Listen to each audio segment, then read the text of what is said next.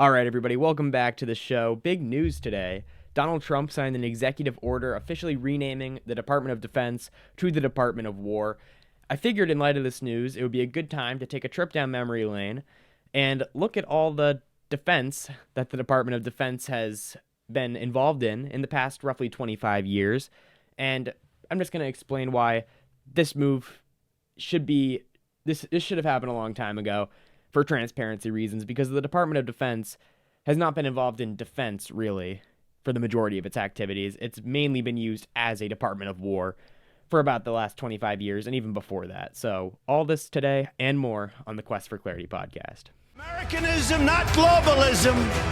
I am not a slave. I am a free citizen. There should be no Federal Reserve system. Only America first.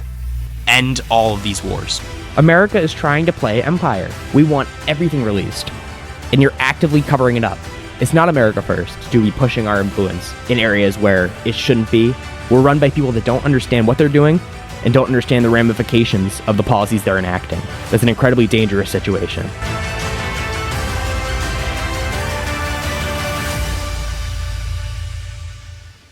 All right, everybody, before we begin, if you wouldn't mind going right down below this video and hitting like and subscribe, I would really appreciate it. Also, if you wouldn't mind going to my Instagram, X, and Spotify accounts and going and following all those pages over there, I would really appreciate it. But yes, let's get into the news of the day. So, Donald Trump signed an executive order today that's been in the works reportedly for a couple weeks to rename the Department of Defense to the Department of War. This comes after what Pete Hegseth and Donald Trump describe as a kind of a re-energizing of America. And they want to make this change to signify that it's a new era in our war fighting and that we're going to start winning wars again. So this isn't the move that I was necessarily looking for, but in fairness, this is a much more transparent move than it is to name our Department of Defense the Department of Defense. Now that we have, after 2001, we had the Department of Homeland Security, which really took over the defending the homeland role from the Department of Defense and allowed the Department of Defense to expand its jurisdiction to the world. And it's really been more of the Department of Empire Maintenance than anything else. And I think today, in light of this news of it becoming the Department of War, we should take a trip down memory lane and look at all of the actions taken, the not defensive actions, the offensive actions taken by the Department of War in the past. We're just going to do the past 25 years, but this extends decades and decades past that. But just to keep it kind of concise, we're going to start post 9/11 and just go through all the wars, mainly in the Middle East, that the United States Department of Defense has been offensively involved in. So we're going to start here in 2001 with the war in Afghanistan. So the war in Afghanistan was launched just about a month after 9/11, and the goal stated by George W. Bush was to break down al-Qaeda forces and have a regime change against the Taliban. The Taliban were in charge in Afghanistan, and the Bush administration basically accused them of harboring bin Laden and al-Qaeda. As a result of this, the Bush administration made it their mission to overthrow the Taliban. What resulted of this was just years and years of bloody fighting.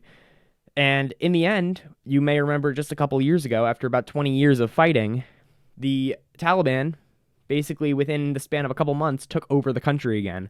And there was the embarrassing, chaotic withdrawal that resulted in 13 dead U.S. servicemen and women. And just the chaos that ensued, there's the images just scarred into everyone's brain of the tarmacs at the airport just being flooded with people trying to escape Afghanistan after the Taliban had taken over Kabul. And now the country is back in the hands of the Taliban. And what's funny enough is that back in 1996, during the Taliban's rise, the U.S. was supportive of their rise. This is very well documented. The Clinton administration in 1996 was very supportive of the rise of the Taliban. The reason for this was because they didn't practice the anti-United States fundamentalist Islam that Iran did. So they saw them as a kind of a counterbalance to Iran, and for that reason supported the Taliban's rise. So it's funny how you'll find a common theme as I go through all these regime change wars and all these wars of choice in the Middle East, that the United States constantly flips sides and can't seem to decide who they want to support and who they want to tear down. So moving on here, we have probably the biggest, most notorious war in the wars on terrorism, which was the Iraq War, which was launched in 2003. After about a year, 2002 was spent basically debating and getting the war drums beating to get public support behind an invasion of Iraq. Now, I'll talk about this later, but all of these invasions were pre-planned. These didn't happen as a result of 9/11 or in response to 9/11. These were done because these plans for all of these wars were drafted pre-9/11. And a lot of it had to do with Israel. A lot of it was pre-planned by Israel and by the Defense Department and the CIA before 9/11 even happened. So we'll get into that at the end because I want to wrap up with that. But continuing on here with the Iraq War, it went on from 2003 to 2011, and the goal of it was to overthrow Saddam Hussein, who, according to George Bush, had weapons of mass destruction, aka nukes, that the United States feared they would pass those nukes on to Al-Qaeda, who would then bomb Kansas.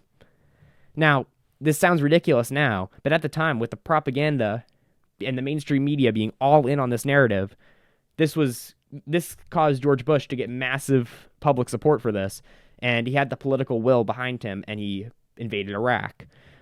Now, it became very apparent very quickly that this was a terrible idea, and it was a mistake, because after the overthrow of Saddam Hussein, now the country is essentially run by different gangs of terrorists, and the most disastrous part of all is that Iran gained more influence as a result of this, because Saddam Hussein ruled over Iraq being a majority Shiite country, and Saddam was a Sunni minority government. Saddam's government was there's the two different sects of Islam.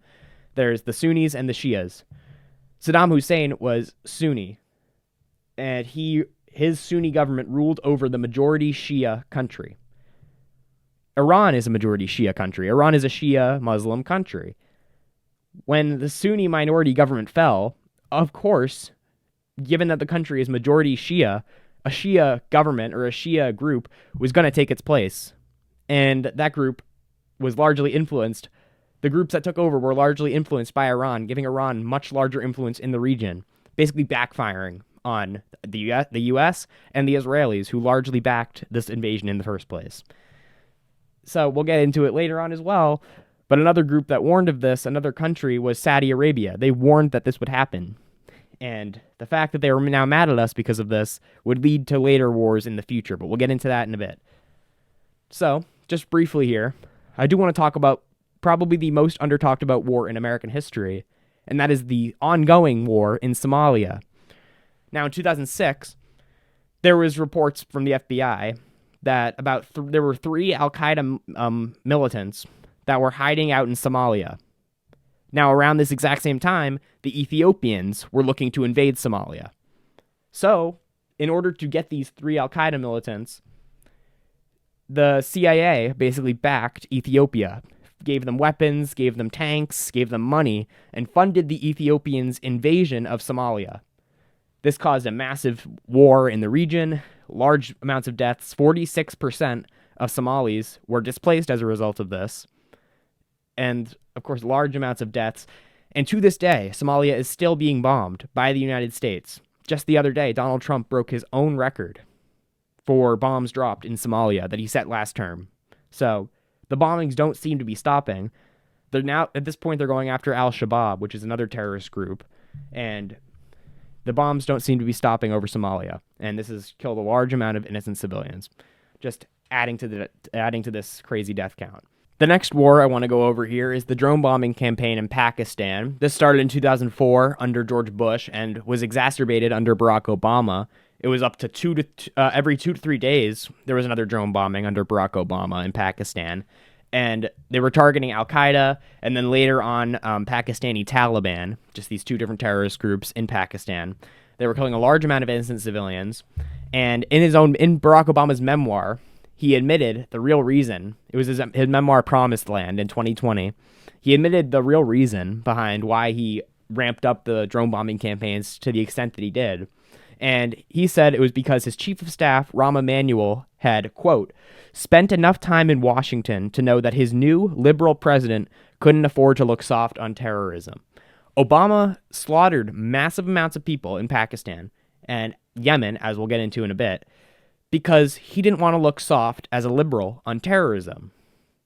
The president who got in won a massive landslide victory over John McCain on the energy that we would be ending the wars, that we would be closing Guantanamo Bay, all this anti-war sentiment, exacerbated and expanded the drone bombing campaigns in Yemen and Pakistan because he didn't want to look weak on terrorism.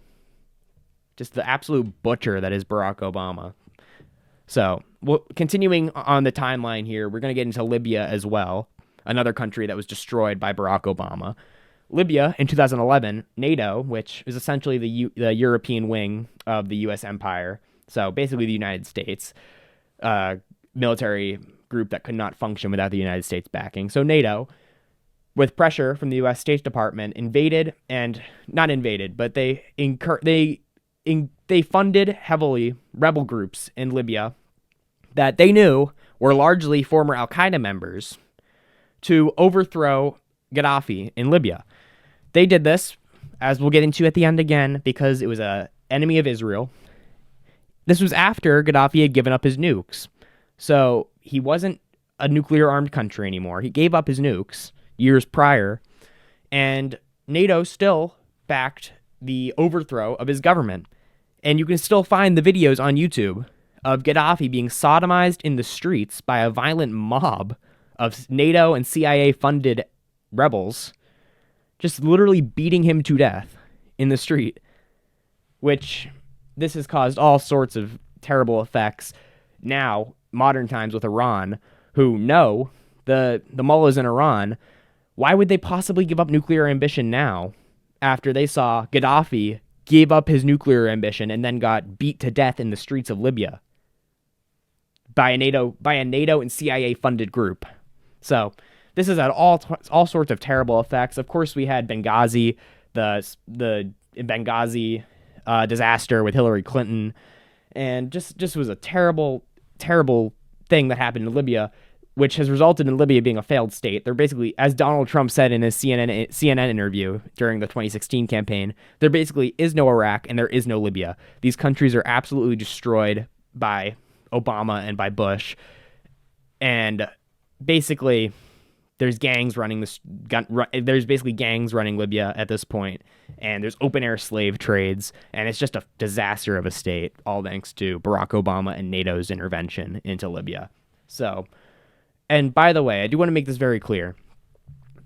By me bashing people like Obama and Bush and NATO, I am in no way saying that people like Saddam Hussein, or, as we're going to get into in a second, Bashar al-Assad, or Muammar Gaddafi, or any of these violent dictators, essentially, in these countries, I'm in no way saying that they were good people or that they were treating their people well. Of course they weren't.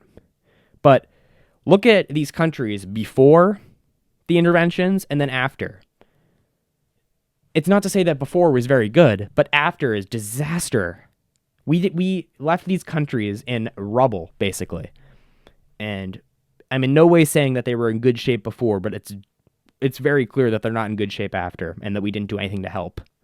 So, continuing on here, just wanted to make sure I made that clear. Continuing on here, we have the Syrian civil war, which started in 2011, which Obama, again, funded and armed Al-Qaeda and ISIS rebels in Syria to take down Bashar al-Assad with the help of Israel and Turkey to take down Assad. And basically, they were all well aware that they were funding former Al-Qaeda and ISIS members, former now, but at the time it was literally Al-Qaeda and ISIS. They were funding them, and now at this point, this continued on for a long time. Donald Trump stopped the funding in 2017, but they of course still had the weapons that they'd been given under Obama. And late last year, just in 2024, Abu Mohammed al-Jawlani, a former Al-Qaeda member, took over and overthrew Bashar al-Assad in Syria. Assad fled to Russia, and now Syria is run by Al-Qaeda. And we were all told by Benjamin Netanyahu and all the rest of the neocons that this was a great thing. Americans are supposed to be happy that Al-Qaeda now runs Syria. Al-Qaeda has gained control of a country, and because it's in Israel's interest, we're supposed to be happy. As we'll get into in a second, because this was one of the 7 countries that Israel wanted us to overthrow, we're supposed to be happy that Al-Qaeda now runs a country in the Middle East. Yeah. That's insulting to tell Americans that they should just be happy that Assad is gone and that Al-Qaeda now runs a country. Again, Assad was a brutal dictator. But what do you think Al-Qaeda is? A bunch of head-chopping radicals. And they're all out here cheering like this is some great day and the future is bright in the Middle East. Yeah, give me a break. It's ridiculous. It's insulting to the intelligence of all American people. And potentially one of the most gruesome of these wars is what we'll talk about next, that still goes on to this day, but gets less media coverage, is what's going on in Yemen. So, in 2009, Barack Obama, of course, as I mentioned before, expands the drone bombing campaigns in Pakistan as well as Yemen. He does the similar things in Yemen, and in order just basically to cut to the chase here, he is making deals with the president of Yemen. The president of Yemen is allowing him to conduct these drone bombing campaigns against Al-Qaeda in the Arabian Peninsula, a different part of Al-Qaeda. And in exchange for allowing Obama to do that, Obama is giving him weapons and funds to fight the Houthis in Yemen. Basically what happens is that this continues for a while. It's a bloody civil war. The Houthis overthrow the president of Yemen. And now the Houthis, who are Iranian-backed, are on the border of Saudi Arabia. Saudi Arabia and Iran are rivals in the region, and Saudi Arabia launches a war against the Houthis. And this is the most preposterous thing ever, the reasoning behind this. But Barack Obama begins to fund and arm and completely finance the war against the Houthis for the Saudis. He does this to placate the Saudis. Obama begins funding what turned out to be a genocide in Yemen.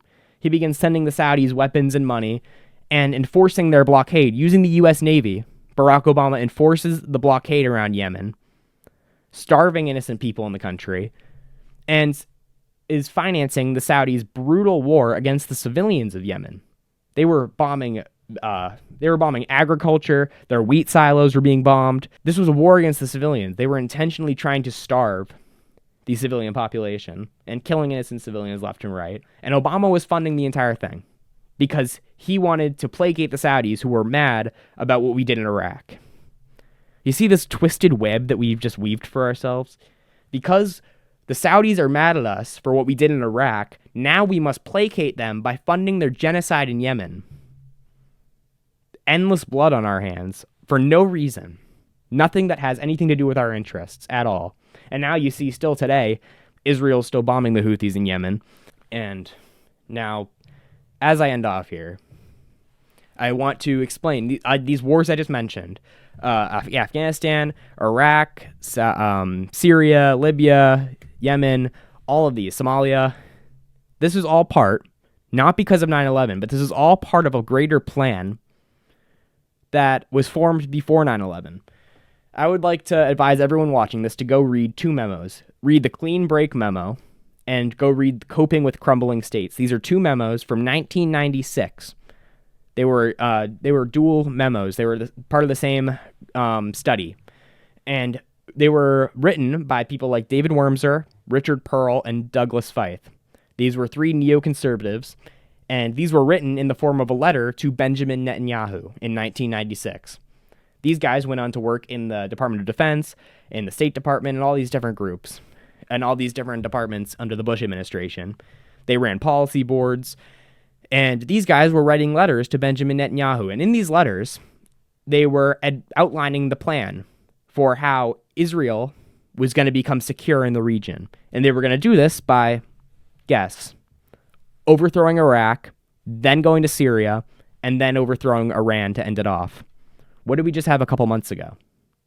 Oh yeah, that's right. The Israelis trying to get us to overthrow the Iranian regime. This is all a continuation of the exact same plan from 1996 to get the U.S. caught in all these regime change wars in the Middle East, to try and overthrow all of Israel's enemies, people that didn't attack us on 9/11. These weren't the people who attacked us. Iraq didn't attack us. Syria didn't attack us. Iran didn't attack us. Al-Qaeda attacked us. And our goal moved on from getting Al-Qaeda, which was a completely justified goal, to overthrowing all these leaders in the region just because Israel told us that it was in their interests to overthrow these leaders. And there's so much more detail I could get into. It's too much to get into all on here. But books I would advise everyone to read on this. Go read The Israel Lobby by John Mearsheimer. Go read Enough Already by Scott Horton. Those two books alone get into so much detail about the influence of these neoconservatives. Actually, yeah, that's another one you should go read. Go read Where the Right Went Wrong by Pat Buchanan. Those books outline in perfect detail how a combination of the Israel lobby and the neoconservatives convinced the Bush administration, basically overtook the foreign policy wing of the Bush administration and used the power that they got in there to conduct all of these regime change wars and start us down a path of endless war in the Middle East, all because it's in Israel's interests, not in America's.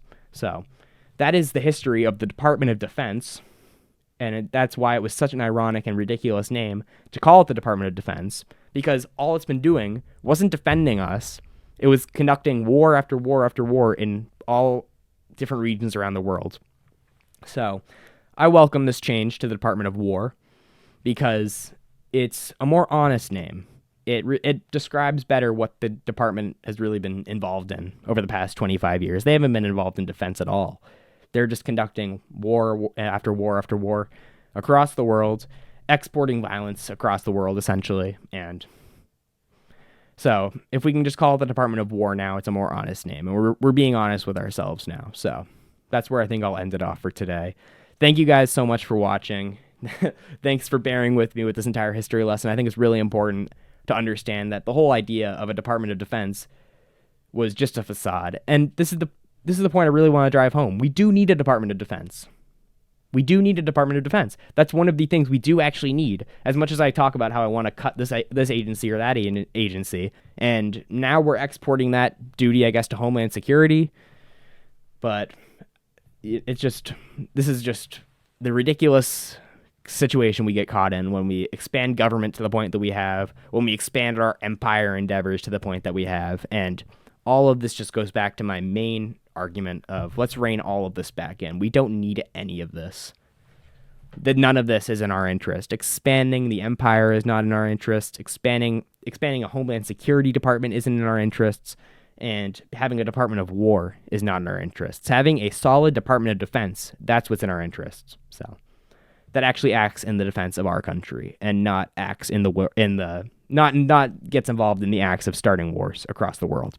So that's where I'll end it off for today. Thanks so much for watching, guys. Please be sure to like and subscribe. Go follow me on Instagram, X, and Spotify. And I'll see you guys in the next episode. Have a good night. Americanism, not globalism. I am not a slave. I am a free citizen. There should be no Federal Reserve system. Only America first.